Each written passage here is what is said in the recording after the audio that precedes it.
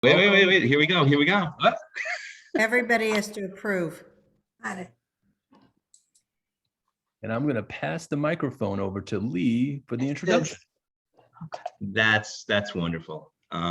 So I'd like to welcome everybody to the virtual branch of the Massapequa Public Library. And today we are very pleased to present Rosemary Gensler and company. And they're going to speak about their book, Detours. But before we go into that, I would just like to lay out some ground rules.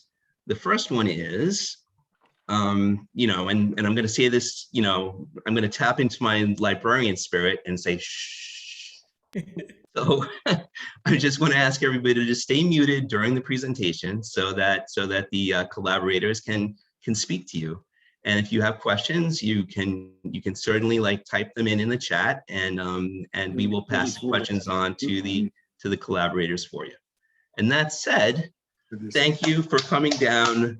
Massapequa and Massapequa Library are in debt to you, Rosemary Gensler, and we are looking forward to your presentation so much. Thank you so much. Well, it's so nice to see so many faces, familiar ones. I haven't seen you all in a long time. So at the outset, let me say it's so nice to be in Massapequa again with all of you. People often ask me if I miss being in Massapequa. And my answer is always the same. No, I miss my friends and I miss my library, where I spent 37 years on the board. It was and is my favorite place to be in Massapequa.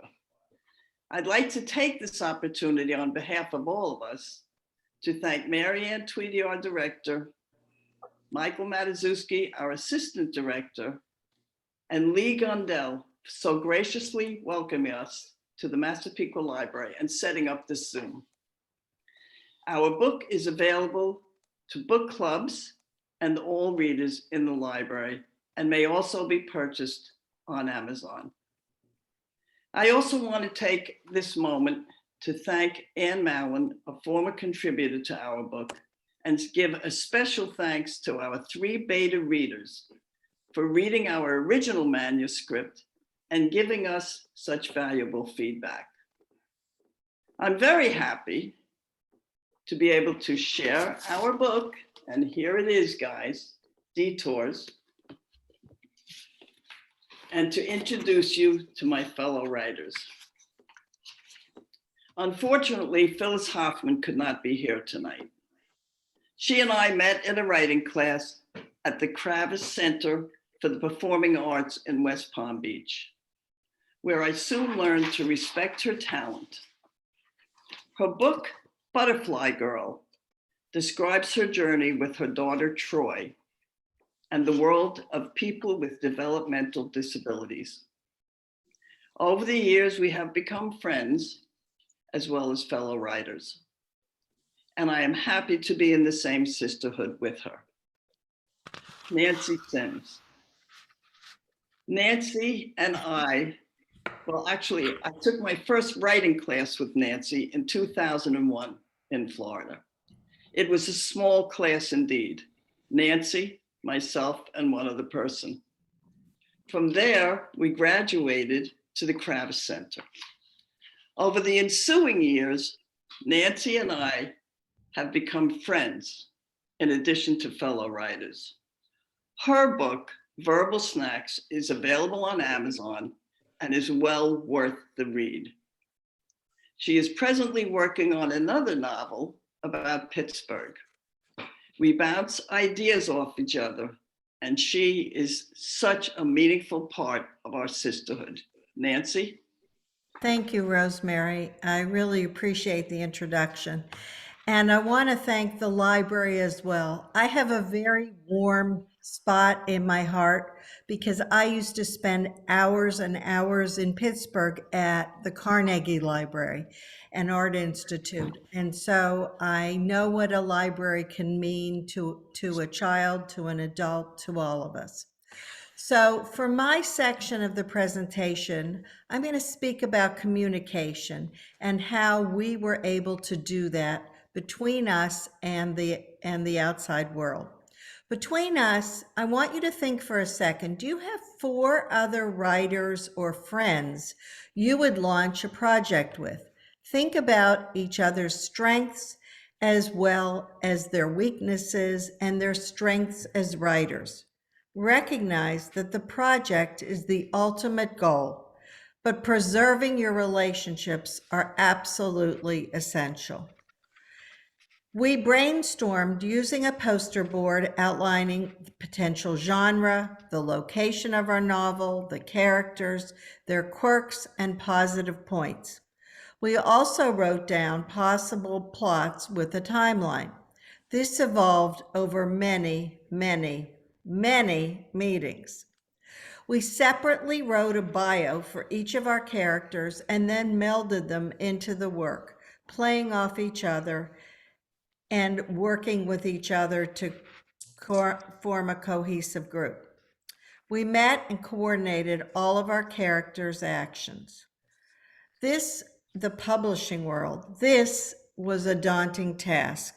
And the publishing world, like many of you who might know who are writers, has changed dramatically over the last 25 years. And it keeps changing. It's a challenge to keep up, but we were really fortunate because we found Penelope Love, the publisher from Citrine Publishing, who has graciously helped us and guided us with our book so that it was born, as it were. One person was designated to communicate with the publisher, other editors, and others we divided the tasks by for them to communicate with entities such as news outlets, publicists, magazines, organizations, etc., and book clubs, which we continue to do. We learned a great deal, and mostly by trial and error. We had to create our own template and would certainly adjust if doing this again. We kept up to date with writing skills by taking classes and workshops and giving the information to each other. Most of all, and very importantly, we had to retain our sense of humor. We all shared and share a love of literature, and that was our goal, to create something others would enjoy. And I thank all of you again for being so supportive of our venture. Thank you, Nancy. Mary? Ellen Zarrick. Ellen joined the writing class at the Kravitz Center, where her thoughtful comments soon became an important part of our class. Over the years, she and I started talking to each other and quickly became friends. Her writing is intriguing and has been accepted by many publications, and at least 3 of her stories have been published by Chicken Soup for the Soul. She is an essential part of our sisterhood. Ellen? Thank you, Rosemary. Good evening, library patrons and friends. I too, like most writers, have an affinity for libraries. I have worked at the Mandel Public Library in West Palm Beach as a digital literacy specialist and really enjoyed my time there. I will be presenting tonight on how we created our manuscript. I know that behind the scenes, you don't think about how a book becomes a book, but you need a manuscript. There's a standard in publishing. To publish a book, you first have to create a readable manuscript. Each publishing house has its own rules. Most use double-spaced, 12-font type, oftentimes New Roman, and 1-inch margins. Therefore, when you begin a book, it's important to keep the manuscript process in mind and the expectations of most publishers. In the end, you certainly can reconfigure the manuscript as necessary. So what we did, using an outline, we developed at our Vermont retreat. Each inkslinger, as we call ourselves, was tasked with writing particular chapters and characters. Then we would meet at each other's houses where our friendships grew over food and fellowship, and our writing strengthened our sisterhood. Each would read the chapter she wrote, and our fellow writers would critique the piece. Then I would collect the chapters and make the changes in the manuscript. Sometimes the changes were emailed to me, Other times, I received a hard copy with handwritten changes. It could be changing a font, or adding a comma, or changing a whole paragraph, whatever the writers agreed upon. So my role was to join the individual chapters into a submittable manuscript with consistent font, chapter headings, etc. Each document looked slightly different. Some used a larger font, others used a different type, such as Calibri. Some used PC type computers, others used Macs. To make a manuscript, I had to make everything consistent. An example would be some authors skipped 2 spaces after the end as an ending punctuation mark. Others left 1 space, a more up-to-date technique. I went through the document electronically and made everything consistent. How we finished our manuscript. On Zoom, of course. When the pandemic hit, we could no longer meet in person. Therefore, we met by Zoom.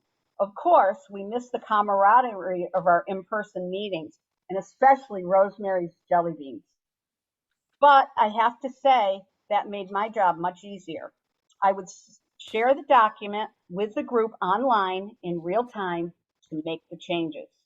After many years of writing, meeting in each other's homes, and finally online, we finished our manuscript. Thank you. Thanks, Ellen. And it's true, jelly beans were always a part of it. Marion Phillips. Marion and I met at a writing retreat in New York City, where she introduced us to her book, The Last Kiss. It highlighted her interviews with the wives of men serving in Vietnam and the Middle East conflicts. I can still remember the chills I got listening to it, as it was a history of Stan and myself. Extremely well done. Since then, we have taken classes together, and I have truly the utmost respect for her and her abilities. I am happy she's in our sisterhood as well. Marion? Thank you so much. I'm truly pleased to be here with library staff of Massapequa and its good citizens and friends. I'd like to discuss one of my favorite subjects, character. How would we be responsible for the life of one of 6 characters and carry her through 281 pages of a novel, including such things as dialogue, action, her strengths, foibles, background, attitude, etc. I seem to recall an literary relationship. Yes, I remembered Luigi Pirandello's play, debuted in 1921 without any of us present. And the playwright had 6 characters in search of an author to tell their own stories, not the author's versions for them. Our tasks were multiple authors' fabrications, a labor of collaboration. And so far, we've had no grumpy, recalcitrant characters complaining about their stories. Hopefully, they demonstrate to you individual personalities in detours as they change and grew with one another.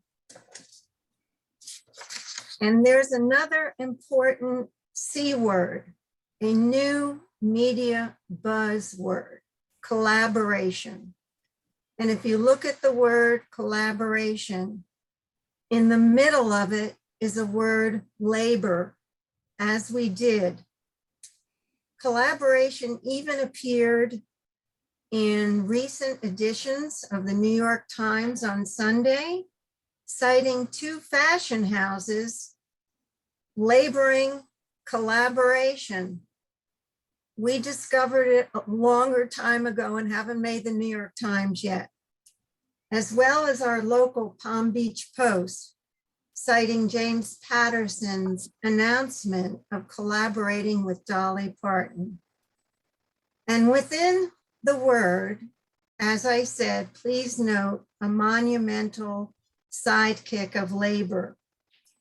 Since beginning our novel, Those Memories, momentous years ago, we Inkslinger authors somehow persisted despite life's intrusions.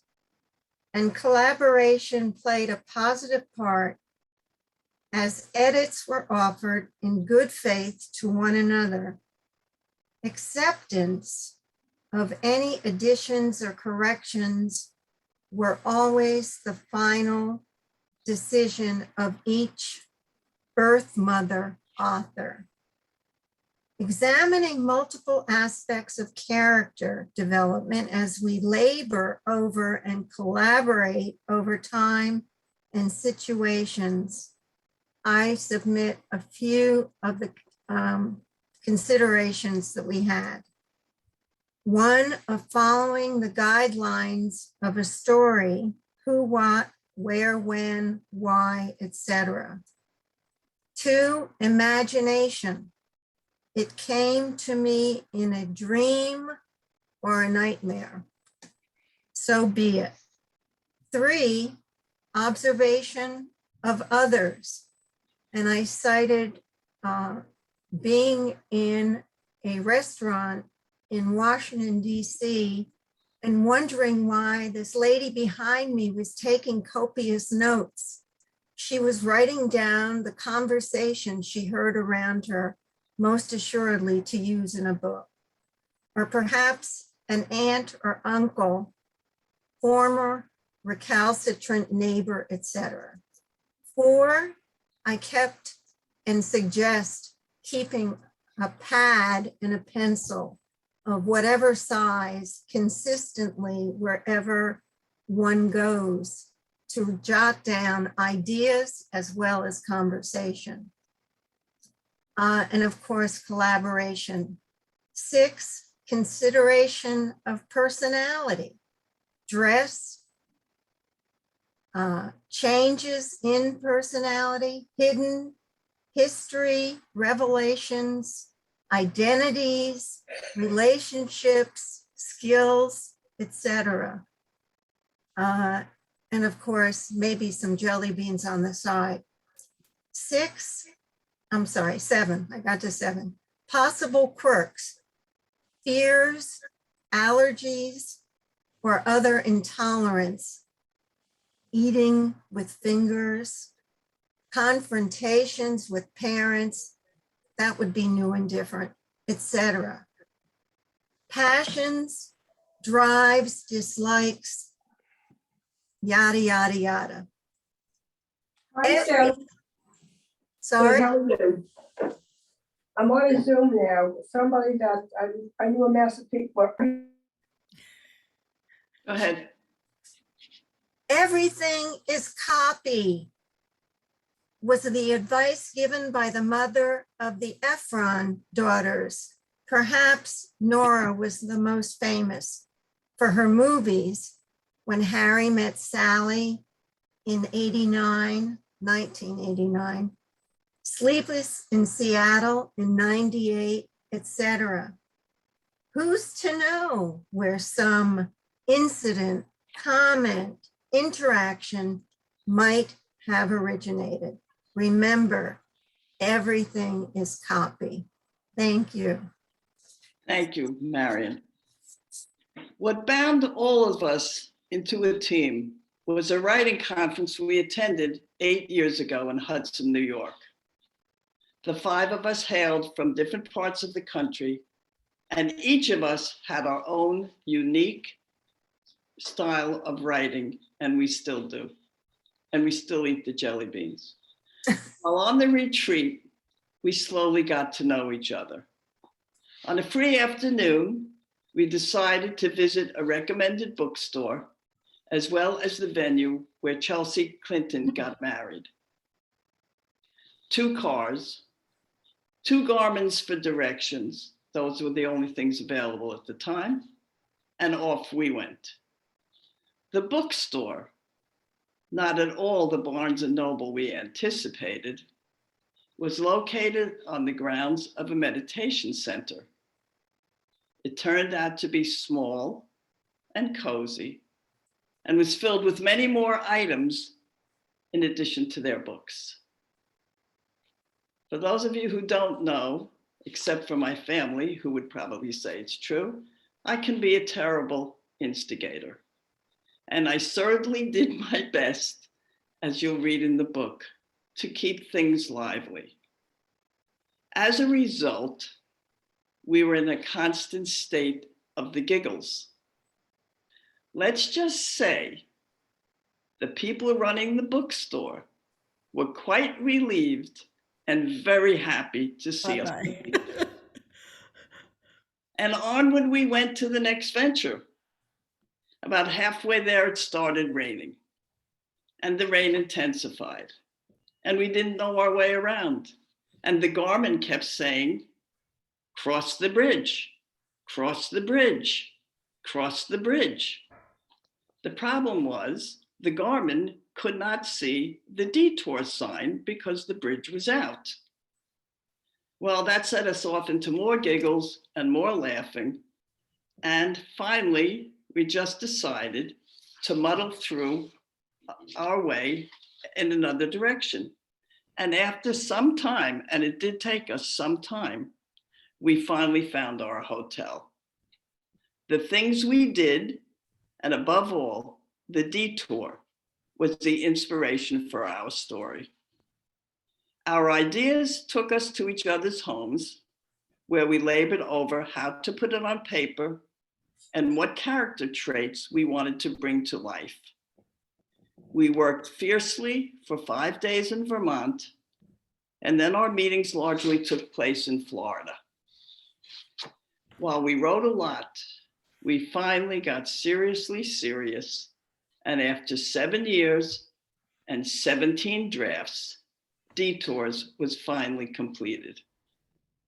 We were able to work with each other together, as each of us had different strengths we brought to the table.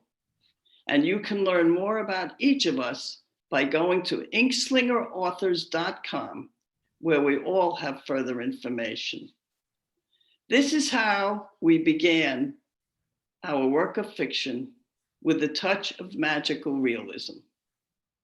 The book was nominated as a finalist for the International Book Award in Visionary Fiction. We hope you read it.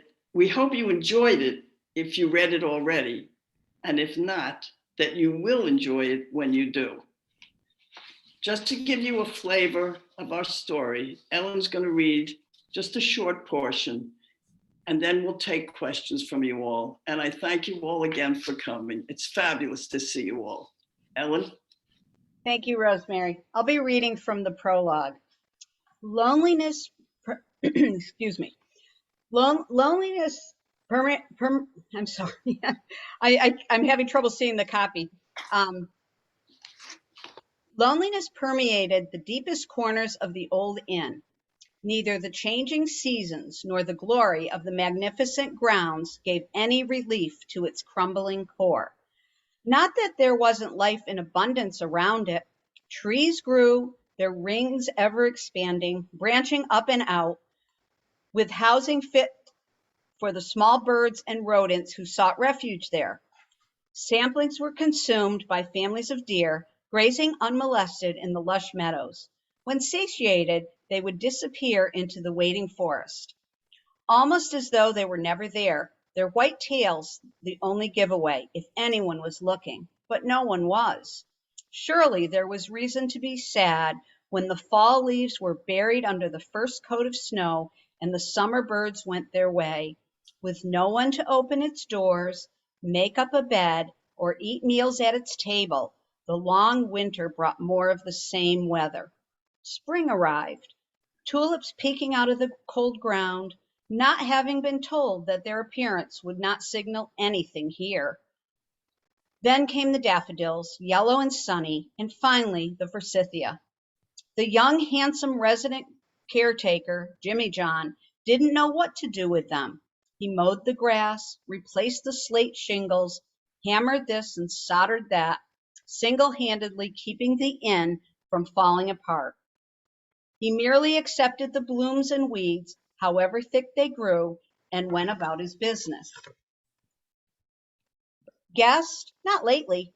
An occasional passerby might request permission to walk the grounds, perhaps picking up some raspberries or gathering wildflowers that grew in abundance. The inn waited in quiet solitude. Like unrequited love, the wait was both the challenge and the pleasure. Solitude was to be tolerated. Expectation was its muse. The inn represented tradition and would not disappoint.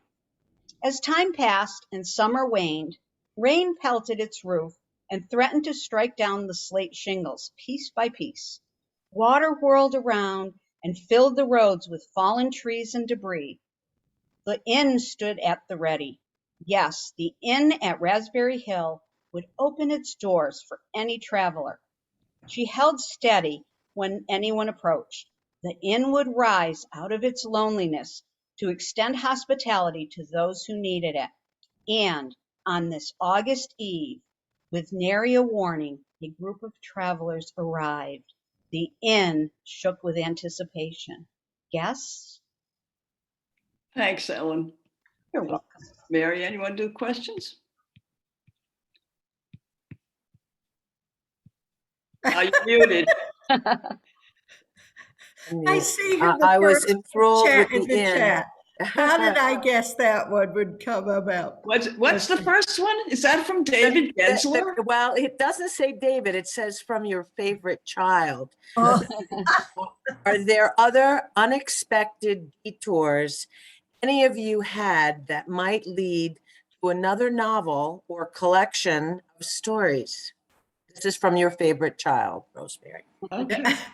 He Ellen? stole that from the real favorite child, just so Yeah, you I'd know. be glad to answer that. We've certainly talked about a sequel, and for those of you who have read the book, you may wonder if, for example, if Jimmy John stays together with Ruth Ann, and if perhaps they get married. So I certainly have a couple chapters in mind, and perhaps the other ones do. Time will tell. But what about other detours? Oh, other detours? We all have personal detours. We've changed jobs. Children have been born, people have died.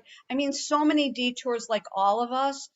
That's why we thought the name was perfect for the book. So what I would say is, as you read it, think about your personal detours, and perhaps it'll inspire you to write a book. Good. And you have another question from Susan Goldstein, who asks, what are you ladies working on next? Ellen?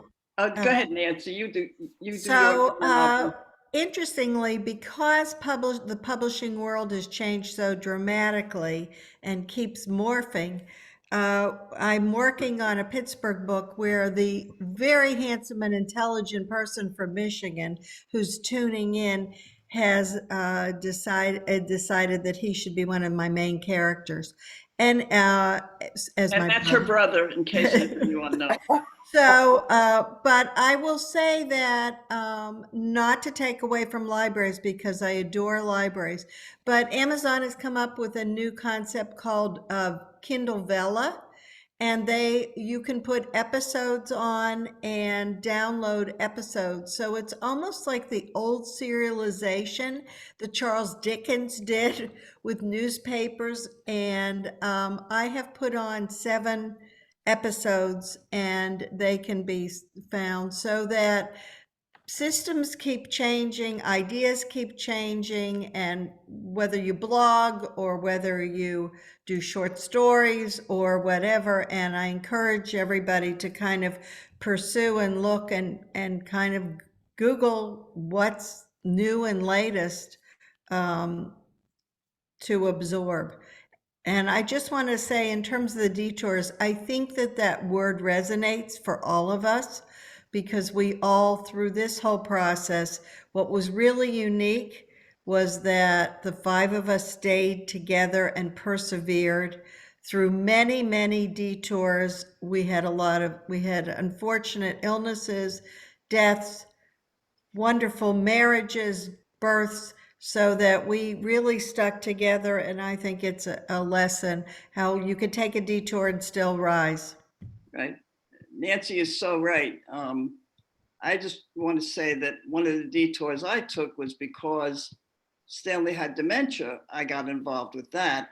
And my time right now is being devoted to writing articles on dementia. I've written 5 so far. They're on my website.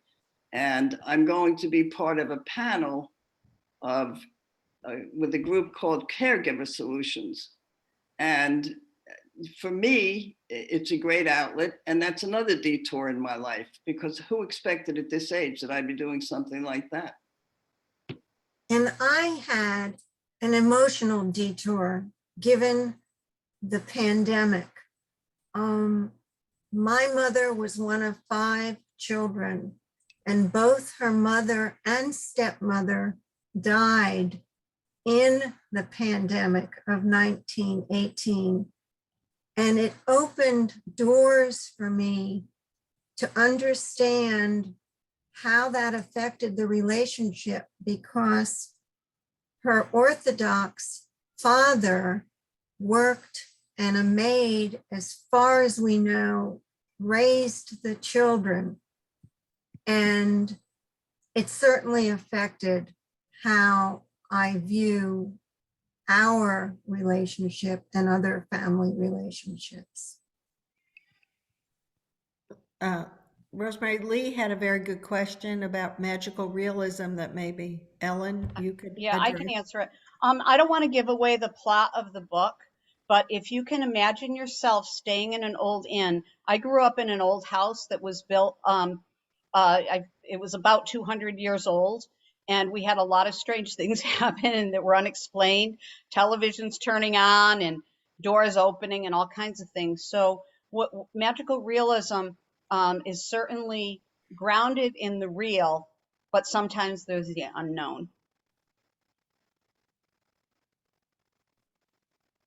There's also a comment from Judy Blaine, who's asking Rosemary to please post your website if you can in the chat, or If you can, anybody can go to inkslingerauthors.com. I'll post it. Thank you. And I'm on there. And if you press on my picture, which is so lovely when I was younger,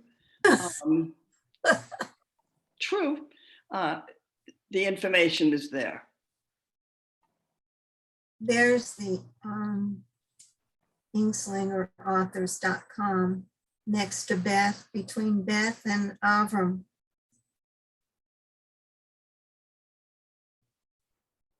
oh, Lee has it. He has https://inkslingerauthors.com Correct. in the And chat. we have links to, I think, to each of us as well. So if I could speak to what I'm doing now, I have 3 novels that are that I thought were complete. But as you grow as a writer, you realize sometimes that you've missed some things, and you go back and read it, and you say, "Oh my God, what the heck? Why did I say it that way or whatever?" So I'm in revisions of 3 novels. One is Fartown, about a social worker who loses a child. She's an alcoholic, and it's her road back. I've written another book, a young adult book, that kind of funny that I started it about 5 years ago, and it was post-pandemic, and there was no pandemic then. So I don't know where I came up with that idea. And then my current novel is Gaslight Village, about a woman whose husband places her in memory care, and she doesn't have any memory issues, and how she deals with that, and how she finds her way back to society. So, but one thing I would say to the audience, if any of you are interested in writing, none of us came to this other than a love of reading. So we all know people that when you read a lot of books, there's a point where you get an idea, and if you just let it sit there and you don't do anything with it, no one else will share it. So I would recommend, if you have ideas, and Marion, you made a good point about carrying a notebook, to start writing down some ideas and let them form into something. And if you need the camaraderie of a group, start a writing group, a critique group. Rosemary and I belong to a Thursday, twice a month critique group, and it helps wonderfully. You know, print out a chapter of one of your books or what you're writing, and everyone gets to read it. And from grammar to spelling to content, we all critique it. So I'd encourage anyone that's interested in writing to get themselves going and write those ideas down. I think one of the strongest parts about writing groups is that you wind up creating relationships with people that are out of your sphere and that you wouldn't normally, you know, make a connection with, but you do. And you see the world through their eyes. And you know, I think we all need to constantly, that's why we're all readers, constantly learn. And it's certainly, and it's been a tremendous asset in my life. It certainly has. And we really, when you have a group of 3 or 4 people, and yeah, you have your ups and downs, but you really, really do feed off one another. And the support from the other people that you're working with is phenomenal. I feel very privileged to have worked with Ellen and Nancy and Marion, and they were certainly one of my biggest supports, and God knows I've had a year. So I thank them again too. Well, So you have another question in the chat, excuse me, Yes. from Kathy Riley, who's asking, what was the most difficult point in your process from idea to publication? Could probably make a joke about scheduling. We'd all take out our phones and look at, I have a doctor's appointment at 9 o'clock. We can't meet till after 11.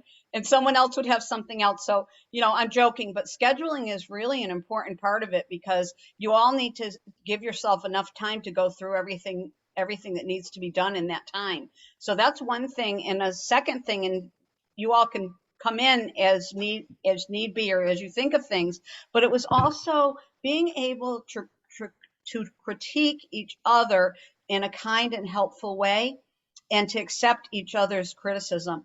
I remember the first writing class I was in, and someone said they didn't like what I wrote, and I was so crushed I almost stopped writing. Now you can say anything to me, you know? I mean, if, you know, we all grow as writers when we listen to each other. I think the thing was really to make a commitment that we were doing it and following through. And when you think about most situations or projects that we persevered for 7 years, and we sent out to, I don't know how many agents, we went through the agent process, we went through different options that we would have, and thankfully, we found Penelope and Citrine that really kind of were able to put it together and say, yes, this is going to be, and I think if we had to do it over again, which we've discussed a little bit, as Ellen indicated, I think we would have set more definite deadlines. We were kind of, frankly, loosey-goosey, and we loved getting together and eating jelly beans, and this one would bring, you know, bagels, and this one would bring tuna fish or whatever. So chocolate chip cookies. yeah, so that I think that was part of, I really think that's really making a commitment was really, and looking above and having, I remember a person near and dear to me said, you have to have short-term goals and long-term goals. And we just had to stick with it. Marion, you want to say anything, Marion? Oh, always. No, I think, collaborating. It's part of another way to grow up, because I don't remember a time in my history when there were 5 or 6 women who stayed together and gave up and gave to one another in a way that you had to say, okay, we'll do it, whether I love it or not. I think that what Nancy said was true. You know, in the beginning, we were sort of fooling around, really, and we'd write a few pages, we'd sit and talk or whatever. On the one hand, it wasn't good.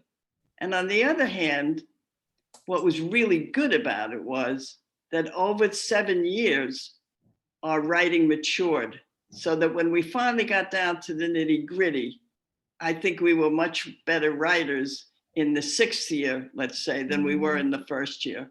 So that part I don't regret at all.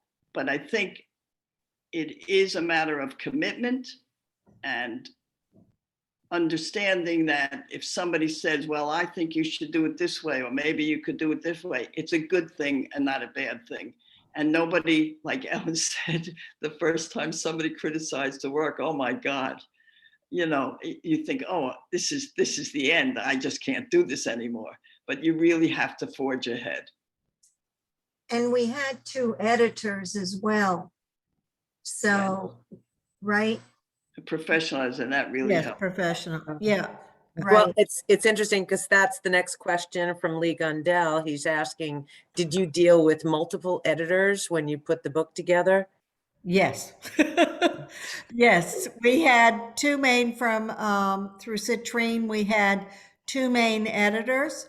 And I would say that it was a blending. And what we really learned is you need developmental editors and you need grammatical, you know, people who really know the craft. And we were really educated in terms of that through the course of doing the book. And I think that that was really an enlightening process. And I do think that the beta readers, again, we have to give them tremendous credit. We were all close to those beta readers. And so the 3 beta readers we had, and we had to have a little bit of a tough skin to accept their comments along the way. But the 3 of them, Susan, Patty, and Suzanne, were really good about being honest, and their honesty made the book better. And Ellen would keep our grammar modern. Yeah. Oh, they don't say it that way anymore, Marion. And you know what? She was right. And we were lucky to have her, because I certainly didn't know it. By the way, she was. Thank you. And you have another question from Sandy, who's asking, assuming that you each wrote a character, and are you willing to divulge who wrote who? Guys, we were going to do this at the end, but give us a minute. Ready, guys? Oh.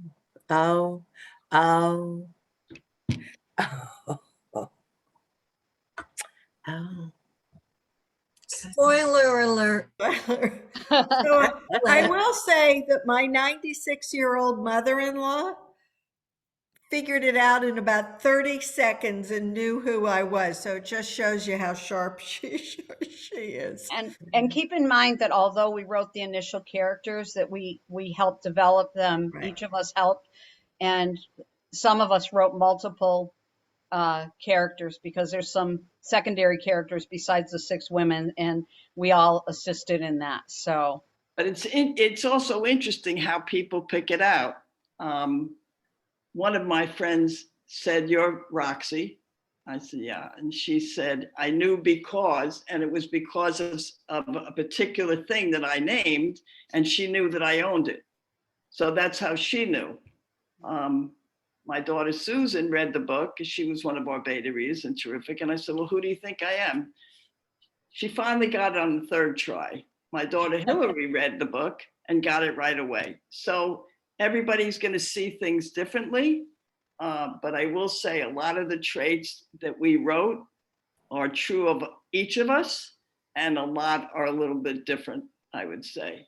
And that's one thing I just will say very briefly. When you're writing fiction, of course, they say that the nonfiction comes through even, if you want to write a good nonfiction book, write fiction instead, turn it into fictional work. And I think that that's what we played with, and how much of ourselves do we inject into the characters. And I think initially we injected a lot more than we wound up. I think we all pulled back for a variety of reasons. We have another question from Penelope Love, who is asking, could you please speak about the shift from receiving feedback from each other to now feedback from the reading public, and what it looks like when your sisterhood celebrates and supports one another in the process? I guess that's 2 questions. Do you want me to start? Yeah, go ahead. So, when you get feedback from the public, it certainly can be hard. I mean, in the day of social media, you just never know what to expect.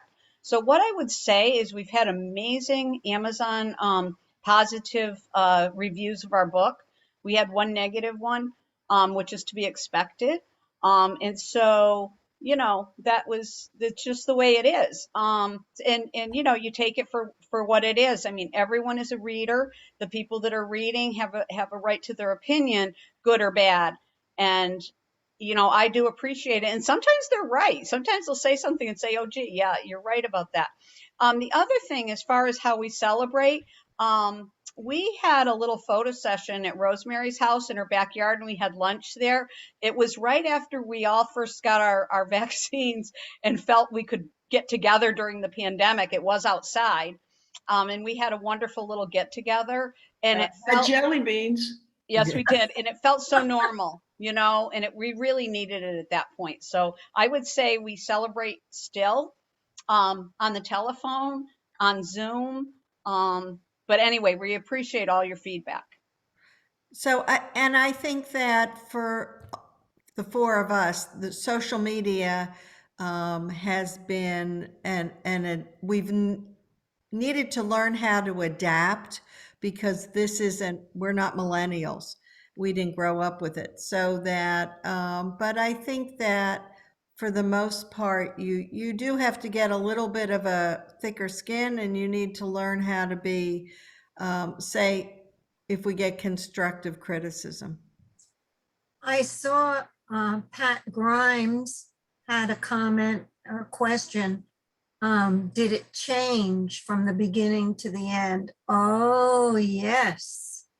I think if we look, we did an initial outline and we chose which chapters we wanted.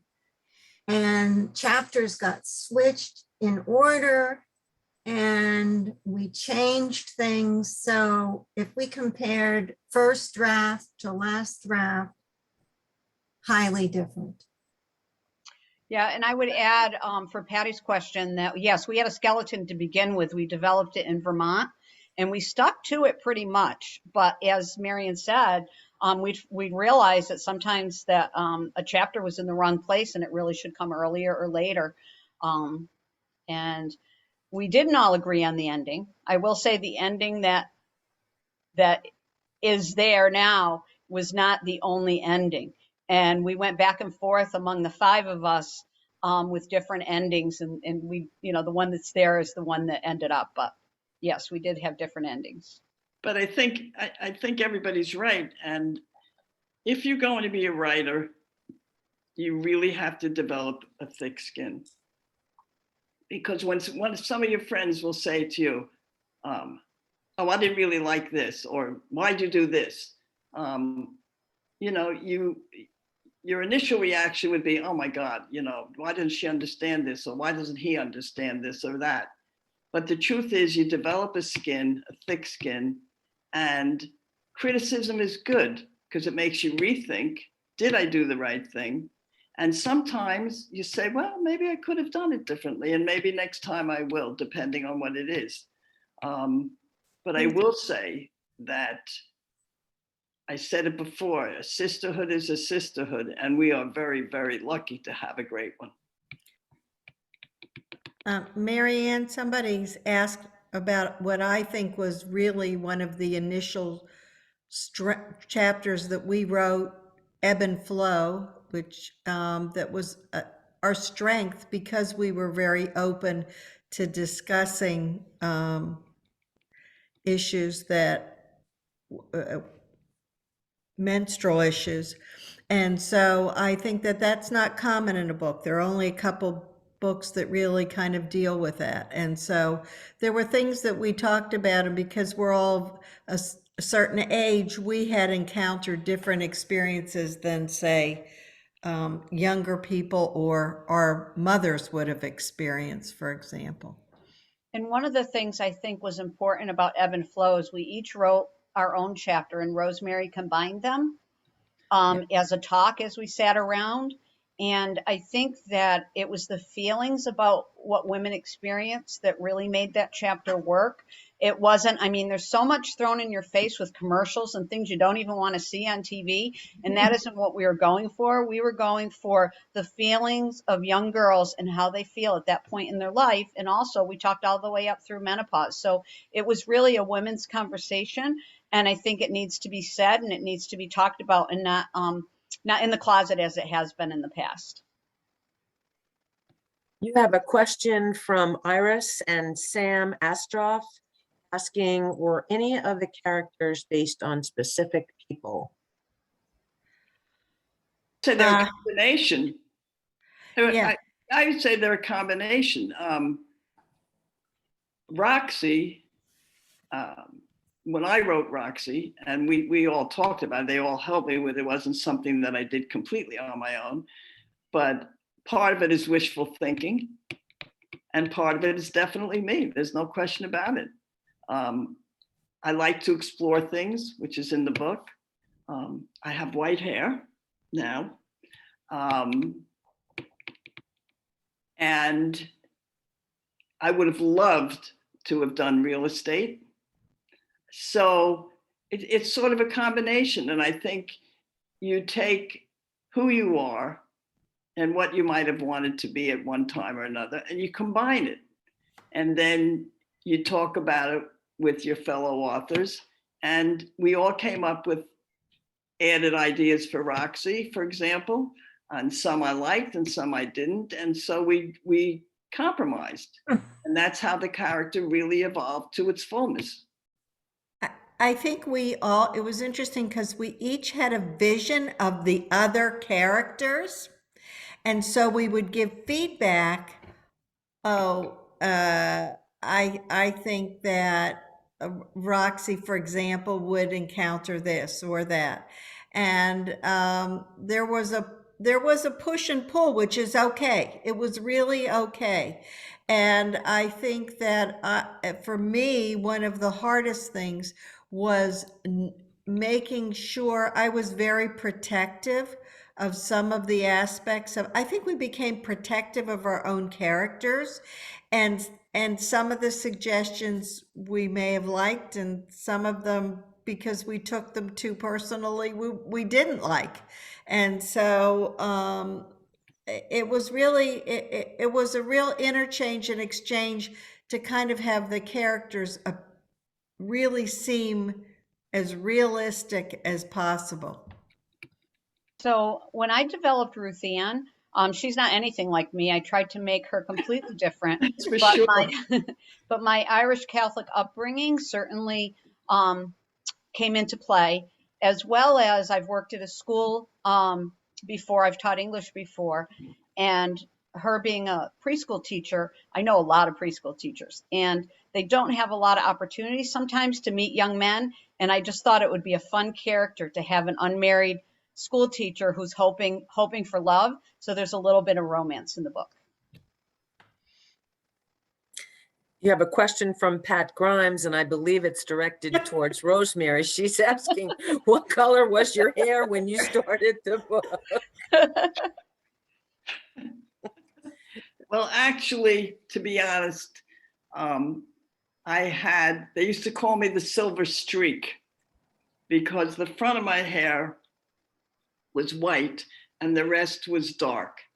And I started to get salt and pepper hair. And my brother told me the night before my 34th birthday that people thought I looked old. So I colored it all and everybody hated it. So I let the white streak grow out. And then I had the white streak, I don't know, my kids probably know better than I do, for years. I think from the time I was 34 till about well into my 70s. And then I had Mohs surgery on the side of my head and I couldn't color my hair. And I figured I had said I would stop coloring at 75, but Stanley didn't want me to do it. So I kept putting it off. And then I had this surgery. And so I couldn't color it. And after about 3 months, the white was out maybe 1.5 inches. And I said, hey, I really like this. I'm going to let my hair go gray.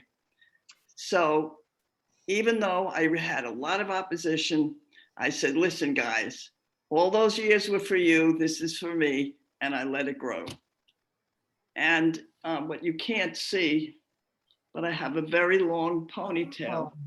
People ask why I have my hair back. I have a very long ponytail, which this Friday I'm going to donate, so my hair will be shorter again.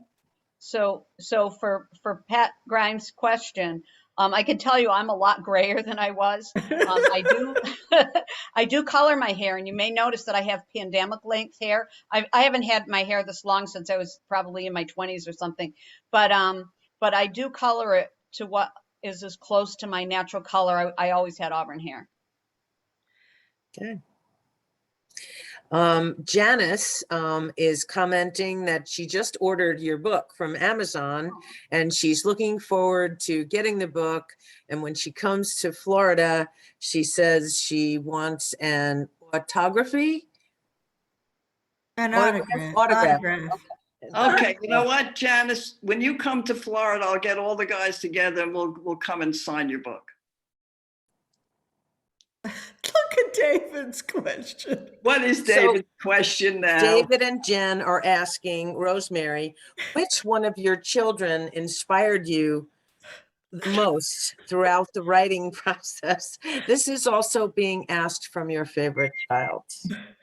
Well, if I have to be honest about it, David, None. I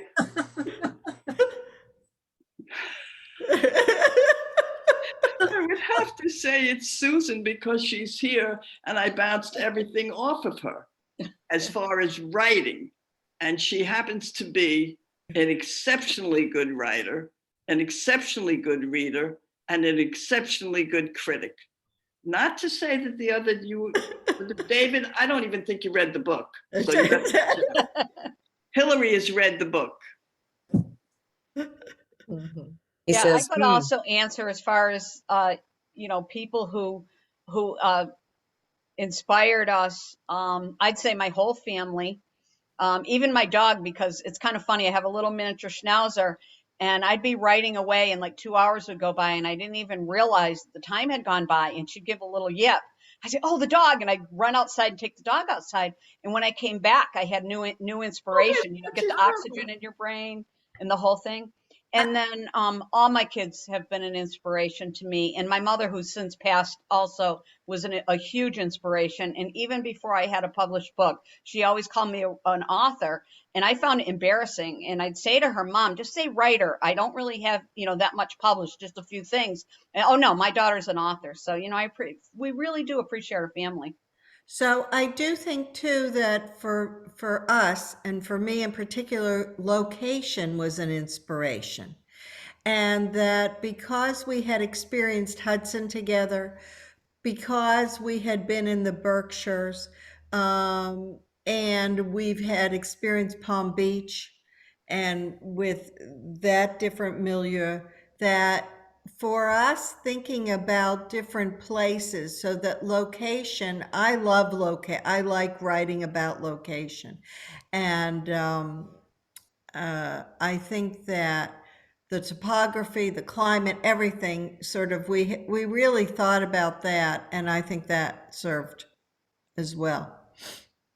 I have to say that, my kids, David always ask questions with tongue in cheek, but you know, your family is an inspiration, and certainly mine was. And I have to say that this year especially, it was a tough year for all of us, and they've been inspiring, I think, to each other and supportive to and for each other.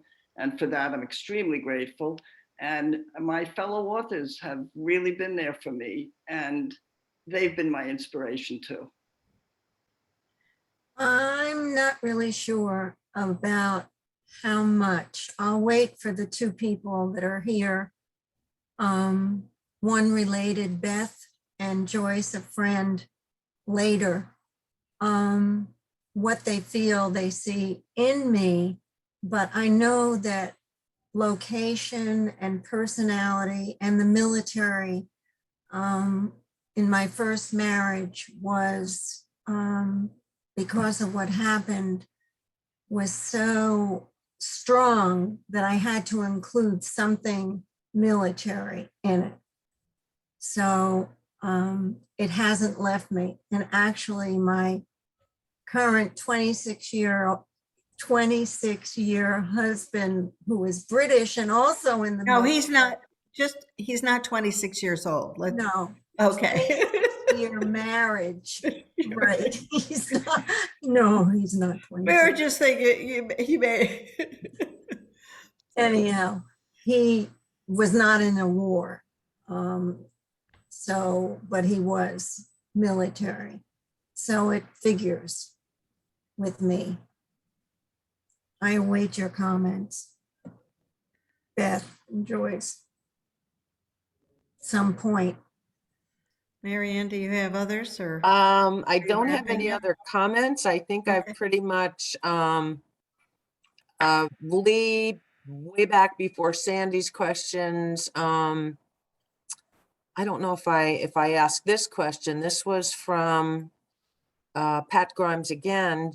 Did I ask this question? Did you map out the story skeleton at the beginning, or did the story create itself as you went along? And when did you all agree on the ending? We did map it out in Vermont.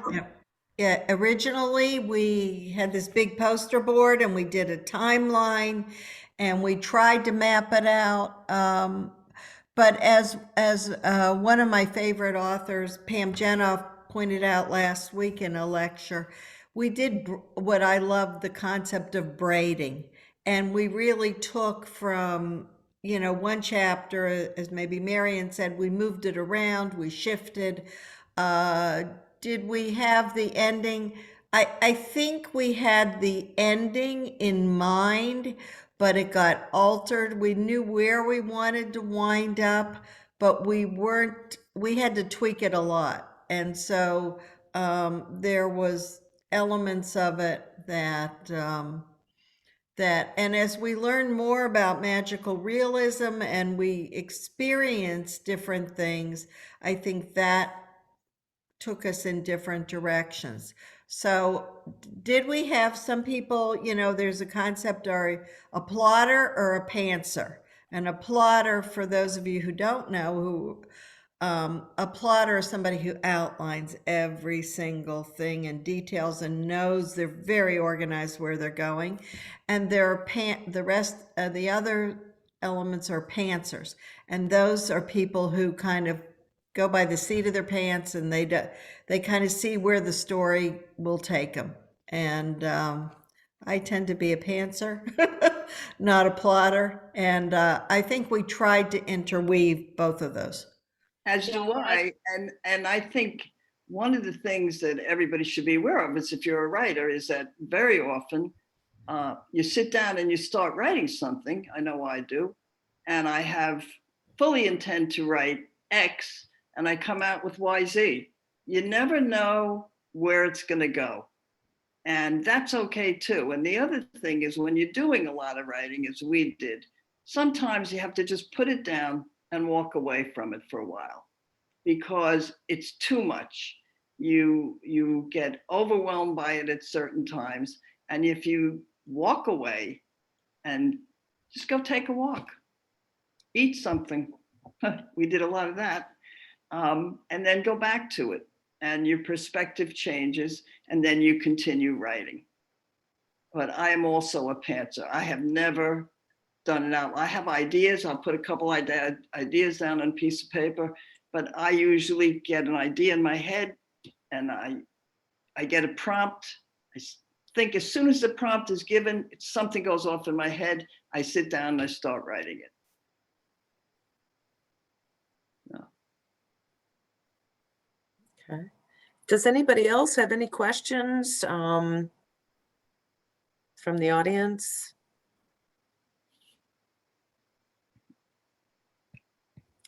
Well, I want to say thank you to Rosemary and Ellen and Marion and Nancy for giving of your time to the Massapequa Public Library. We're so thrilled. We feel as if we have celebrity in our library. And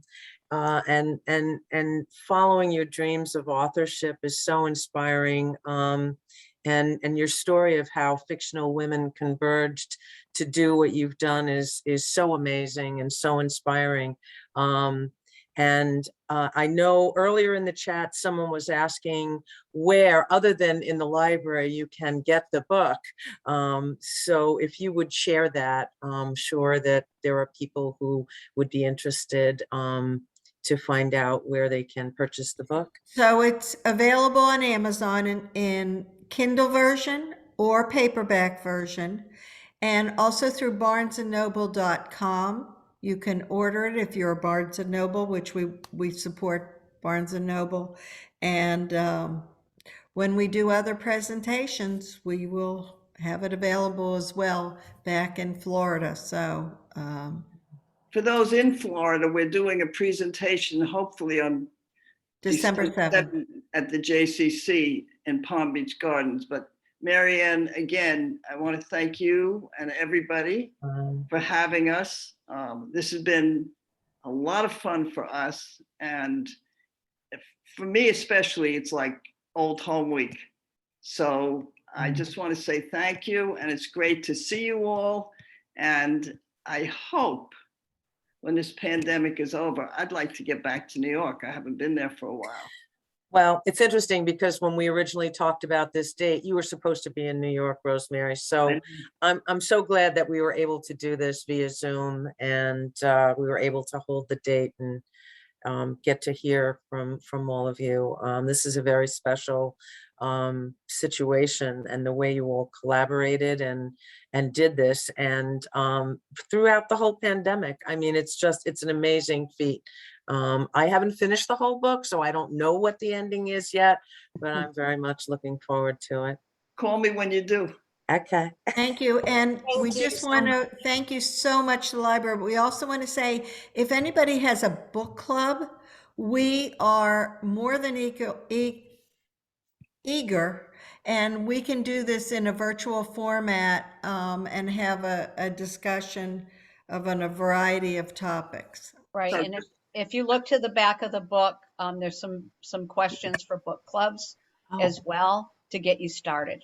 Right. And we'll be happy to come and visit via Zoom again. Yes. And the Massapequa Public Library will have a book club in a bag. So if anybody that's here in the Zoom tonight would like to take the bag out for their book club, contact Suzanne Gundel, and we should be able to arrange that. So you can take the whole book club in a bag is a bag full of the same book. So everyone in the book club can share. Thank you.